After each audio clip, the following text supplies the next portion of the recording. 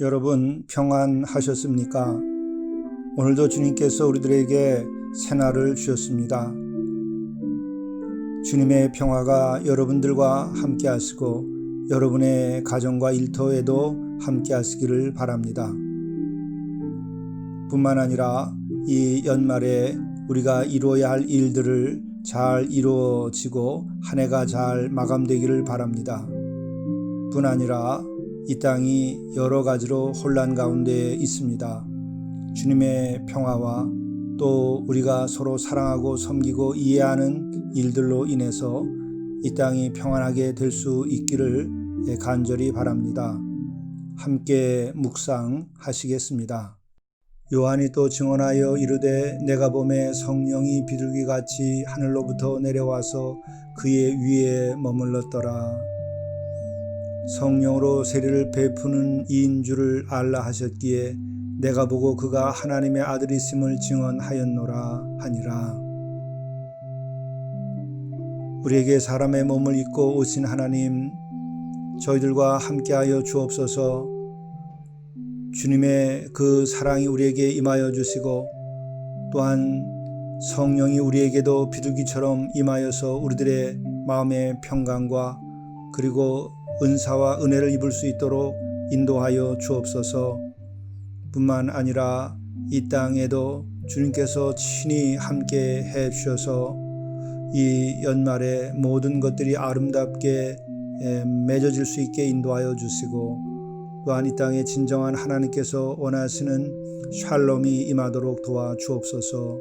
우리 주 예수 그리스도의 이름으로 간절히 구하옵나이다. 아멘.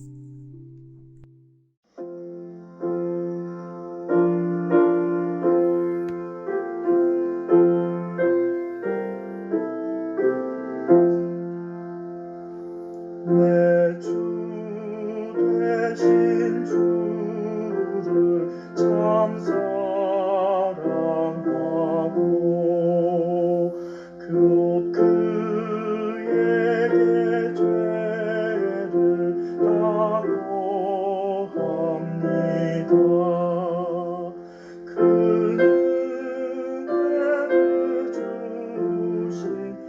은혜를 주신 내게 이전보다 더욱 사랑합니다. 주를 사랑하사 구하시려고 저 십자가로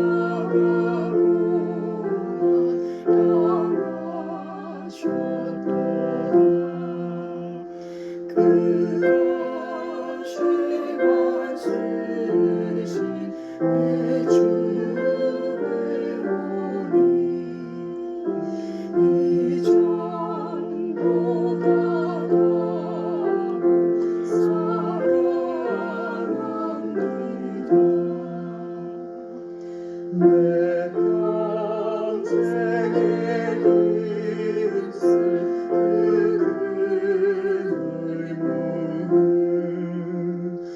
주 예수의 복을 드립니다.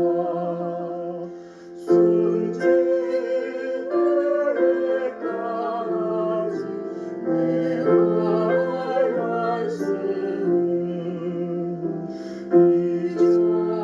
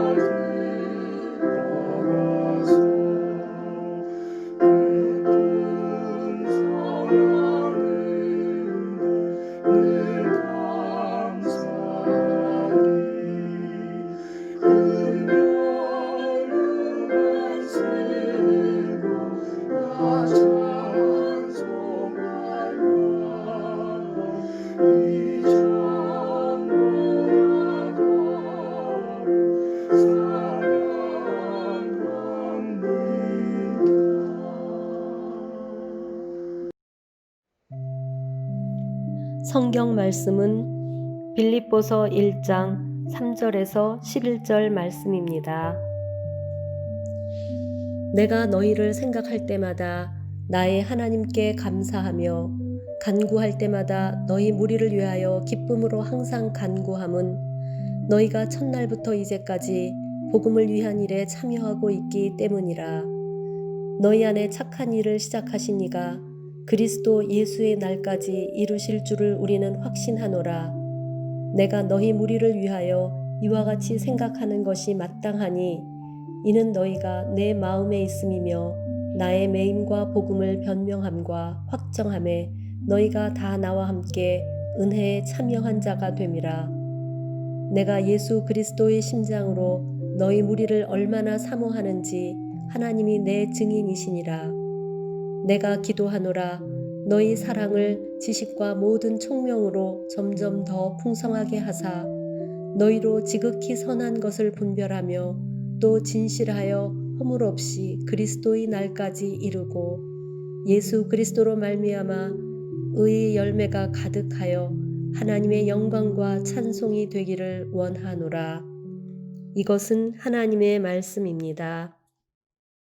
세례자 요한을 세례자 요한이라고 부르죠. 그러면서 동시에 광야에서 외치는 자라고 말하고 있습니다. 지금 세례자 요한은 사람이 사는 세상에 머물러 있지 아니하고 세상이 만들어지지 아니한 하나님께서 만들어 놓은 그 자연 그 자체 그 가운데서도 사람이 많이 접근하지 아니하는 광야에 머물러서 살아가고 있는 존재예요. 그가 입는 옷도 낙타의 그 겁줄을 벗겨진 그것을 입고 지냈다고 하는 것이죠. 사람의 손, 세상의 그 어떤 손익 계산에 의해서 만들어진 것을 사용하지 않는 거예요. 인간에 의해서 오염된 그 어떤 것도 그 몸에 걸치지 않은 거예요.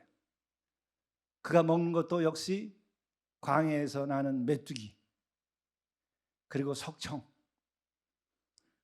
그리고 성경에 나오지 않지만 아마 물을 먹었었겠죠. 이슬을 먹고 먹는 것조차도 사람의 혀를 만족시키고 사람의 육신을 만족시키고 인간의 쾌락을 만족시키고 그리고 또한 손익에 의해서 거래되고 있는 그 무엇을 먹지 않고 살아가는 존재로서 세상에 머물고 있는 것입니다. 그것은 이 세상에 속하지 아니했으면서 동시에 이 세상을 향하여 있는 한 존재의 모습이에요. 엘리야 이후에 가장 영적인 예언자 세례자 요한의 모습입니다. 가장 하나님께 가까이 가 있는 한 영혼으로서 예언자로서 하나님의 대언자로서 그는 살아가고 있었던 것이고 바로 그가 그 광야에서 외친 것은 세상을 향하여 외친 것입니다. 회개하라. 회개하라. 우리 인간에게 주어져야 할 가장 필요한 말, 가장 귀한 말, 가장 있어야만 할 그 한마디 동사가 있다면 무엇이겠습니까? 회개하라. 오늘 우리 이 땅에 살고 있는 사람들은 행복과 그리고 성공을 바랍니다. 인간의 진정한 행복과 성공을 위해서도 우리에게 제일 먼저 필요한 것은 회개하라입니다. 회개하지 아니하고 우리가 얻게 되는 행복과 성공이라고 하는 것은 결국 우리를 불행에 빠뜨리게 할 것입니다. 우리의 영혼을 썩게 만들고 우리의 육신을 만족해 하면서 결국 육신도 썩게 될 것입니다. 그렇게 얻어진 인간의 관계도 부패하고 말 것입니다. 회개하지 아니하는 그 어떤 행복한 인간의 관계도 그 회개 없이는 진정으로 그 행복이 유지되기 어려운 것입니다. 인간이 많은 기술을 가지고 있고 인간의 문명을 우리가 지어간다 할지라도 그것이 진정 인간에게 복이 되고, 그리고 그것이 하나님께 영광이 되고 창조주 하나님께 감사의 표시가 될 수 있으려고 한다면 그들에게 필요한 것은 단 한 가지, 이것으로부터 시작되어야 되는 겁니다. 회개하라. 세상 밖에서, 광야에서 인간 세상을 향하여 외치는 이 음성을 들어야 됩니다. 이것은 하나님의 음성입니다. 회개하라. 광야에서 외치는 자의 이 소리는 회개하라. 도끼가 나무 밑에 이미 놓여 있다. 너희들이 회개하지 아니하면 너희들이 찍혀서 불살라 없어지게 될 것이다. 인간은 실제로 그렇게 회개하지 아니하므로 수도 없이 많은 전쟁과 싸움과 갈등 속에서 스스로 멸망의 길을 계속 걸어왔습니다. 바로 이 세례자 요한은 이렇게 당시의 광야에서 예수님의 앞서서 외침으로써 그 광야의 하늘과 땅은 요한의 천하였습니다. 하나님께서 그렇게 그 말씀으로 통치하셨던 것입니다. 이때 예수께서 그 앞으로 나오십니다. 오늘 표현을 보게 되면 자기에게 나오심을 보고 이르되, 이렇게 되어 있어요. 여기서 요한이 예수께서 자기에게 나오심을 보았다, 이렇게 표현하고 있습니다. 나오심, 나오다라고 하는 말은 뭘 말하는 거죠? 그것은 제자들이 스승으로부터 말씀을 배우기 위해서 나오다라고 하는 말과 같은 맥락이에요. 임금 앞에 신하가 무엇인가를 말하기 위해서 혹은 듣고자 그 앞에 아련하자 나오는 것을 말하는 거예요. 마태복음 5장 1절을 보더라도 무리를 보시고 예수께서 산에 올라가 앉으시니까 제자들이 나온지라, 말씀만 하십시오 제가 듣겠나이다 하는 마음을 가지고 주 앞에 나오는 것을 말하는 거예요. 세례자 요한이 그 광야에서 이렇게 외치면서 그 당시의 하늘과 땅, 그 모든 것에 정말 그 하나님의 통치를 이 세례자 요한이 지금 행하고 있는데, 예수께서 그 앞에 제자들이 스승 앞에 나오듯이 또 왕 앞에 신하들이 나오듯이 나오는 거예요. 이것이 가능한 일일까요? 세례자 요한보다 먼저 있었던 예수님, 말씀이 육신이 되어 이 땅에 오신 분, 만물을 지으신 그 하나님께서 사람의 몸을 입고 이 땅에 오신 그분이 그렇게 앞에 나올 수 있는 것인가? 나 자신의 잘남과 나 자신의 신분과 나 자신의 의를 내세우는 것이 아니고 하늘 아버지의 뜻을 실현하기 위하여, 인류를 구원하기 위하여 모든 것을 하나님께 맡기고 나의 뜻대로 나의 원대로 하는 것이 아니라 아버지의 원대로 그 계획에 따라서 순종하며 참여하는 것입니다. 이때 놀라운 것은 요한이 또한 그렇게 말합니다. 보라, 세상 죄를 지고 가는 하나님의 어린 양이로다. 여기서 사실은 요한은 자기 천하에 이 자기보다 나이도 아래고 집안에서도 동생뻘이 되는데, 인간적으로는 그에 대해 자기의 의를 내세우거나 자기의 우월함을 내세우는 것이 아니고 그에게 주어진 그 생애의 소명을 다하는 거예요. 예수께서 오시는 그 길을 예비하는 자로서 그는 외칩니다.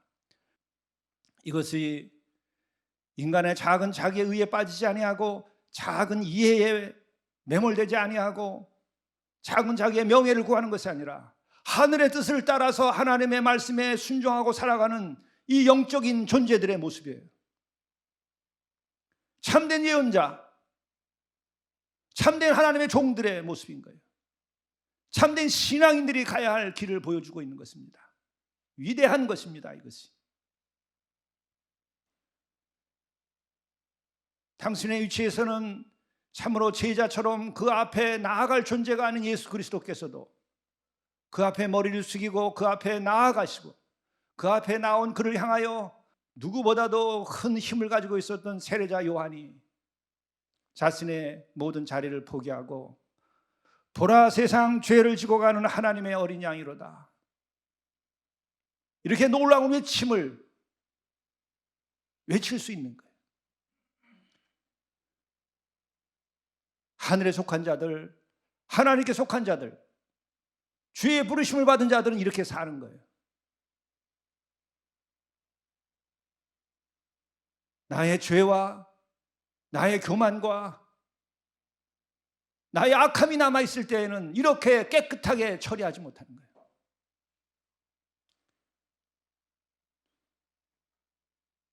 망설이고 계산하고 두리번거리고 방황하고, 우린 거기에서 벗어나야 되는 거예요.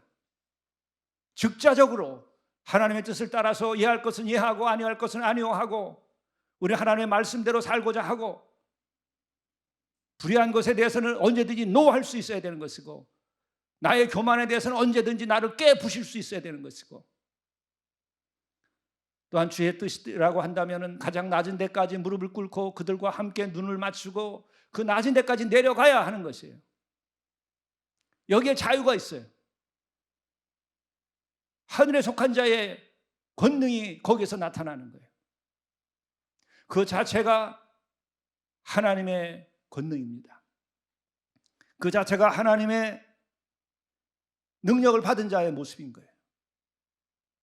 이 하늘의 광야에서 지금 두 사나이의 만남이라고 하는 것은 인류의 역사에 있어서 가장 위대한 영혼의 만남들인 거예요.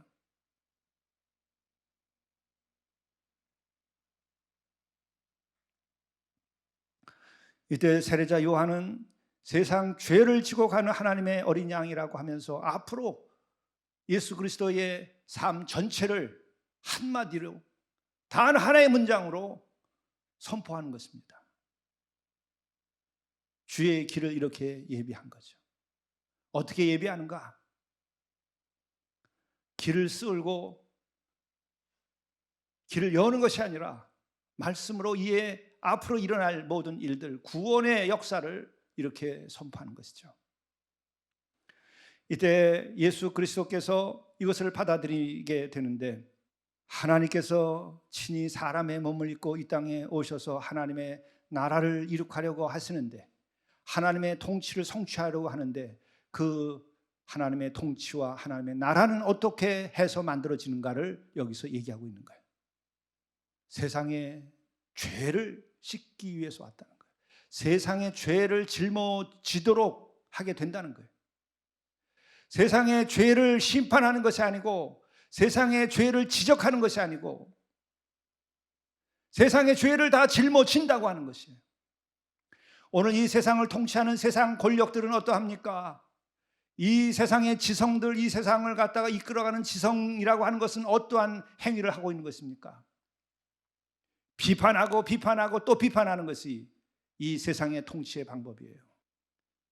인간의 배운 말로 지적하고 또 지적하고 또 지적합니다. 그 이후에 나타나는 것은 뭐죠? 상처뿐인 거예요.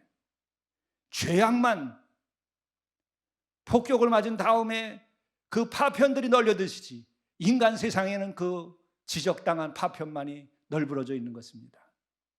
상처뿐인, 그리고 고름이 터져서 이곳저곳에 만연되어 있는 것이 지금 세상입니다. 이게 세상의 통치의 방법이에요. 하나님의 통치, 예수님의 통치는 어떤 것인가?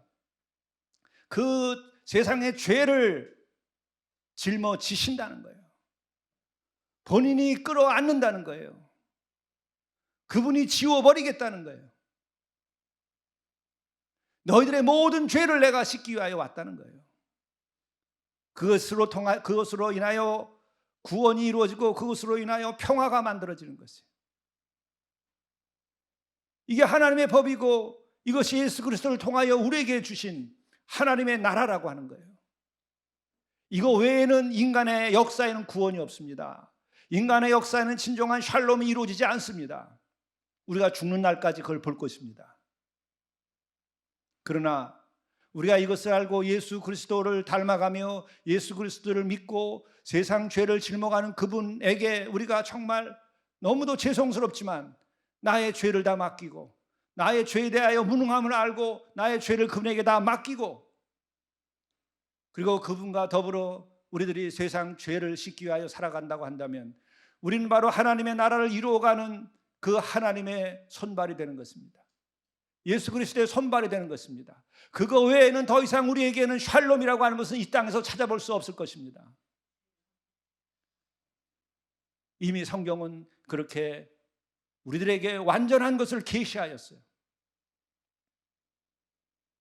하나님의 나라의 성취, 하나님의 통치, 그리고 진정한 샬롬, 그리고 구원은 어떻게 해서 이루어지는가?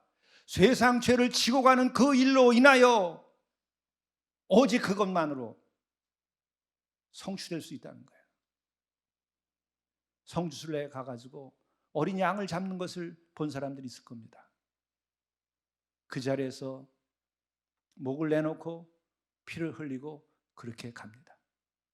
바로 그렇게 예수 그리스도께서는 어린 양처럼 인간의 모든 죄를 짊어지고 그 인간의 모든 죄를 씻고자 십자가에서 그렇게 가신 거예요. 이게 하나님의 통치입니다. 이것으로 인하여 인간은 구원받는 것입니다. 그것을 진리라고 생각하고 그것으로 인하여 죄 사함을 받고 자유케 되고 그것을 통하여 진정한 이 땅에 평화를 만들어 가려고 하는 사람들, 그들이 바로 하나님의 나라에 참여하는 사람들이고 그들이 바로 진정한 크리스찬이고 교회는 그와 같은 이 일을 하는 것입니다. 그러기에 교회와 성도들이 이 땅의 유일한 희망이에요. 우리는 많은 지금 시행착오를 하고 있어요. 학문이 아무리 많이 발달하더라도, 기술이 아무리 많이 발달하더라도, 아무리 사회과학이 발달하더라도 인간의 이 죄악의 문제를 씻을 수 있는 방법은 더 이상 없어요. 이미 성경에 나와 있는 이것밖에 그거 외에 없습니다. 여러분이 죽는 날까지 학문으로 연구하여서 인간의 죄를 씻고 인간으로 하여금 진정한 평화를 이룩할 수 있는 방법이 있다면 연구해 보십시오. 또한 어떤 이데올로기가 진정한 평화를 만들어가며 인간의 죄를 씻고 인간을 자유케 할 수 있는지, 그것은 지난 100년의 역사에서 200년의 역사에서 아니 그 이전부터 계속된 인간의 역사에서 이미 입증이 됐어요. 그리고 이미 성경에서는 이렇게 하나님께서 계시하신 것입니다. 친히 사람의 몸을 믿고 이 땅에 오셔서 어린 양처럼 십자가에서 죽는 죽음을 통해서 인간에 대한 구원을 완전하게 성취시킨 것입니다. 이것을 사람들은 눈이 어두워서 여전히 죄 가운데 있기 때문에, 여전히 사탄의 손아귀에 사로잡혀 있기 때문에, 여전히 악한 가운데서 나오기를 원치 아니하기 때문에 이것을 받아들이지 않는 것뿐입니다. 인간의 희망, 인간의 구원, 인간의 진정한 평화, 그것은 어디서 오는지를 우리는 오늘 이 시대를 살면서 눈으로 겪으면서 보고 우리가 친히 겪으면서 우리가 길을 찾아야 됩니다.